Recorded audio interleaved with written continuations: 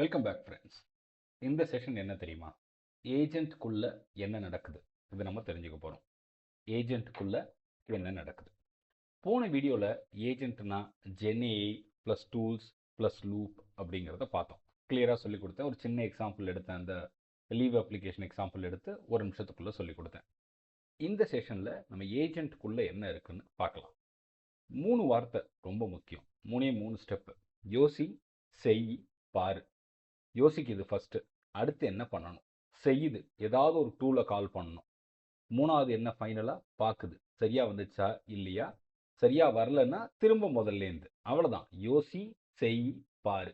இதுதான் ஒரு ஏஜென்ட்டோட வேலை. ரொம்ப அழகாக ஒரு சின்ன எக்ஸாம்பிள் சொல்கிறேன். போன மாதம் சேல்ஸ் ரிப்போர்ட்டை மேனேஜருக்கு அனுப்புன்னு நம்ம சொல்கிறோம். முதல்ல அது யோசிக்கும், எனக்கு டேட்டா வேணும், அதுதான் யோசனை. 2வது செய்யும், டேட்டா பேஸை query பண்ணும். 3வது பார்க்கும், டேட்டா வந்துடுச்சு ஆனால் ஒரு காலமை காணுமே, அவுட்புட்டில் எரர் இருக்கே அப்படிங்கிறத கண்டுபிடிக்கும். அப்போ திரும்ப யோசிக்கும், இந்த ஸ்டெப்பு திரும்ப போகும். ஓ, இது வேற எங்கேயோ இருக்குது, போயிட்டு அதை எடுத்துகிட்டு வா அப்படின்னு சொல்லி எடுத்துகிட்டு வந்து ஃபில்லப் பண்ணும். திரும்ப செய்யும். இப்போ சரியாக வந்துச்சு. ஸோ அப்போ பாருங்கள், யோசி, செய், பாரு. எவ்வளோதாங்க.